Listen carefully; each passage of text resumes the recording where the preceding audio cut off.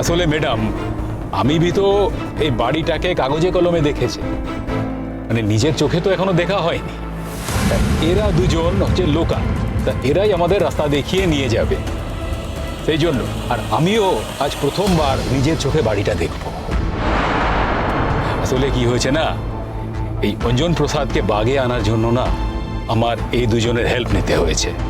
বুঝতেই তো পারছেন, মানে অঞ্জন প্রসাদের মতন লোক, এরা তো একটু রাফ অ্যান্ড টাফ। তা রাফ অ্যান্ড টাফ ছাড়া তো অঞ্জন প্রসাদের মতো লোককে বাগে আনা যায় না, এই জন্যেই। আচ্ছা, না মানে আসলে সত্যি মিস্টার কাপুর, আপনাকে যে কি বলে ধন্যবাদ জানাবো।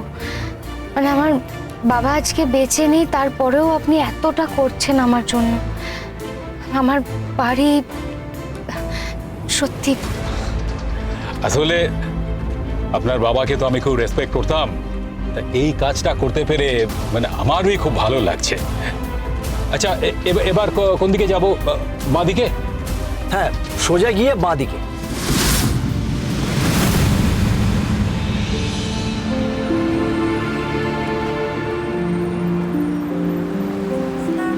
আরণ্যক, এত কিছু কি কিনেছো?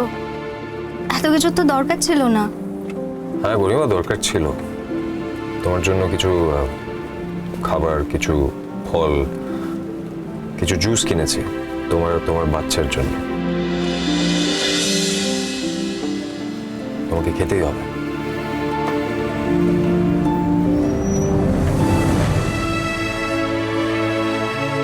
আচ্ছা, আমরা কি কাছাকাছি চলে এসেছি? প্রায় এসেই গেছি। আমি বুঝতে পারছি মানে বাবার বাড়ি দেখার জন্য আপনার খুব এক্সাইটমেন্ট হচ্ছে। হ্যাঁ মানে সত্যি সেটা তো হচ্ছে। দেখুন, যতই হোক আমার পূর্বপুরুষের বাড়ি, আমার আমার বাবার বাড়ি। আর আমি না কখনো কল্পনা করিনি যে আমার বাবার সঙ্গে আমার দেখা হবে, সেখানে তো আমার বাবার বাড়ি। আচ্ছা, ওখানে কি আমার আত্মীয় স্বজন বা কোনো রিলেটিভস থাকেন? না, ওখানে তো এখন আর কেউ থাকে না। আসলে অঞ্জন প্রসাদ তো ওই বাড়িটাকে দখল করে রেখেছিল, তবে বাড়িটা একটু নির্জন নিরিবিলি জায়গা। আসলে ওই বাড়িটা গ্রামেই ছিল, তাই ওখানকার লোকজন সব কাজের জন্য শহরের দিকে চলে এসেছে। তাই ওখানে আশেপাশে যে খুব বেশি লোকজন আছে তা নয়। ভালো লাগবে আপনার, মানে খুব সুন্দর নিরিবিলি জায়গা। আর আপনি যদি আজ থেকে ওখানে থাকতে চান তো থাকতেই পারেন। হ্যালো আদিত্য। হ্যাঁ অর্ণব, বলো। বলছি পৌঁছে গেছো? হ্যাঁ, আমি সকালেই পৌঁছে গেছি। না মানে আমি এক্সপেক্ট করছিলাম তুমি একটা কল করবে। Arnab, don't get upset. দেখো, যেটা হবার সেটা তো হয়েই গেল। পুরনো কথা ভেবে তুমি তোমার প্রেজেন্টকে নষ্ট করো না। কি বলো তো, এত কিছুর পরেও এটা ভেবে আমার খুব খারাপ লাগছে যে রোশনাই তোমাকে ভুল বুঝলো।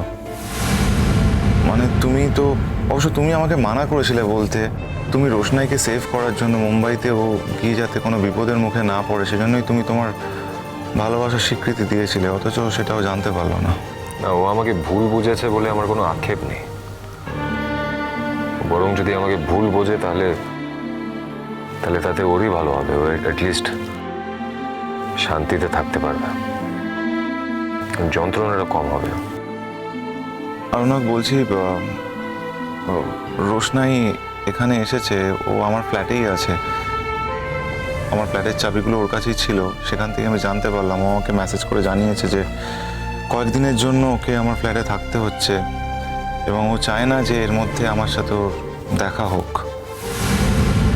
আর আমি একজন লোকের মাধ্যমে খবর পাঠিয়েছি যে রোশনাই এখানে এসেছে। আসলে রিয়েলিটি শো এর পর রোশনাই তো কিছু ক্রেজ হয়েছিল, তো ডিরেক্টর একজন ওর সাথে দেখা করতে চায়, অডিশন নেবে। আমার ধারণা ও পেয়েও যাবে। তো এই খবরগুলো, ইনফরমেশনগুলো আমি কালেক্ট করেছি, তোমাকে জানিয়ে দিলাম। চিন্তা করো না তুমি, ডোন্ট ওয়ারি। না না, আমি চিন্তা করছি না। আমি চিন্তা করেই বা কি করবো বলো? আমার কি আর কোনো অধিকার আছে? Arnab, don't get upset. দেখো, যেটা হবার সেটা তো হবেই। ঈশ্বর হয়তো এটাই চেয়েছিলেন, আমাদের কিছু করার নেই। আর একটা কথা বলছি, তুমি একদিন তো গরিমাকে ভালোবেসেছিলে। গরিমা আজকে তোমার সন্তানের মা হতে চলেছে। Take care of her. গরিমার যত্ন নাও। যে বাচ্চাটা পৃথিবীতে আসবে তার টেক কেয়ার করো, তাকে মানুষ করো, কেমন? হ্যাঁ, কর্তব্য তো পালন করতেই হবে। তবে এটা ঠিক, আমি আমি আমি আমার কর্তব্য পালন করব, তাতে কোনো রকমের ত্রুটি রাখবো না, আমি ভেবে রেখেছি। হ্যাঁ, ভালোবাসার কর্তব্যের মধ্যে হয়তো কর্তব্য জিতে গেল, কিন্তু তা বলে তো আমি আমার ভালোবাসাকে হারিয়ে দিতে পারবো না আদিত্য। রোশনাই আমার ভালোবাসা ছিল আর চিরকাল থাকবে। না আসলে আজকে তো আমি ওখানে থাকতে পারবো না। না, আপনি বলছিলেন না আমাকে যে আপনার একটা থাকার জায়গার খুব দরকার আছে? হ্যাঁ বলেছিলাম, আসলে এইটা তো শহর থেকে বেশ অনেকটাই দূরে, একটু দূর হয়ে যাবে, সেই জন্য আমার থাকাটা হবে না আজকে। না না, খুব বেশি দূরে নয়, এখান থেকে একটু এগোলেই তো আপনি মেট্রো পেয়ে যাবেন। আর আপনি যদি হিরোইন হিসেবে সিলেক্ট হয়ে যান তাহলে তো আর কোনো চিন্তাই নেই, ওরাই তো আপনাকে গাড়ি দিয়ে দেবে। আজকের দিনটা না আপনার জন্য খুব লাকি আছে। আরে দেখেন, আজই আপনার ফিল্মে সিলেকশন হলো, আর আজই আপনি আপনার বাবার বাড়িতে পৌঁছে যাচ্ছেন। তা এর থেকে ভালো আর কি হতে পারে? আপনি ঠিকই বলেছেন, আমি যদি ওই বাড়িটাতে থাকি তাহলে তাহলে আমি আমার বাবাকেও ফিল করতে পারবো। আচ্ছা, আমরা কি প্রায় পৌঁছে গেছি? আর 2 মিনিট। এই যে বাঁদিকে যাচ্ছেন, বাঁদিকে গিয়ে সোজা সোজা গিয়ে ওই মাঠের ধারে।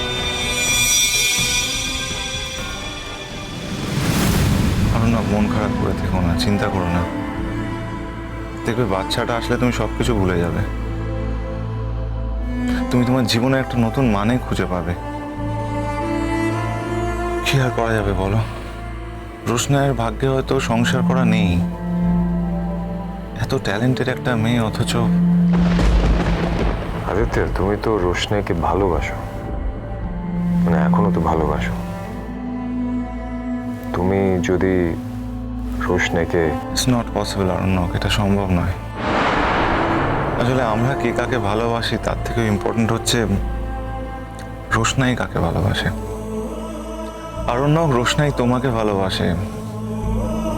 এইসব ঘটনার জন্য হয়তো তোমার প্রতি ওর অনুভূতিটা কমে গেছে, বাট ওটা টেম্পোরারি, সাময়িক। রোশনাই তোমাকে ভালোবাসে আর তোমাকেই ভালোবাসবে। অরণ্যক, তোমাদের ভালোবাসাটা না অনেকটা ওই অস্বীকৃত আর্টের মতো রয়ে যাবে। কি আর করবে বলো, যাকে ভালো থেকো, আমি সব যা খবর পাবো তোমাকে জানাবো। আদিত্য, তুমি ওই একই শহরে আছো যেখানে রোশনাইয়ের জীবনে ঝুঁকি আছে। বারবার তুমি আমাকে সাবধান করেছিলে যে ও বিপদে পড়তে পারে, তাই... অরণ্যক, তুমি চিন্তা করো না, আমি খোঁজ খবর নিচ্ছি, তুমি একদম চিন্তা করো না। কি বলো তো, আমার মনে হয় ও যদি কোনো একটা বড় ব্যানারের সাথে কাজ করে না, তাহলে ওর বিপদ অনেকটা কেটে যাবে। ঈশ্বর নিশ্চয়ই ওর সাথে থাকবে, দেখবে ওর খুব নাম হবে, অনেক খ্যাতি হবে।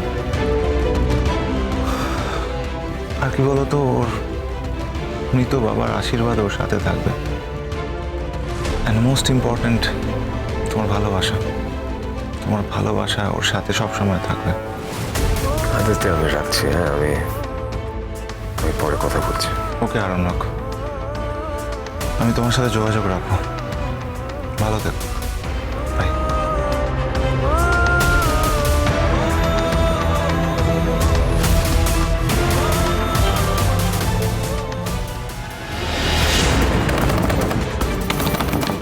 মিস্টার কাপুর, কেউ আছেন বাইরে? খুলুন দরজাটা।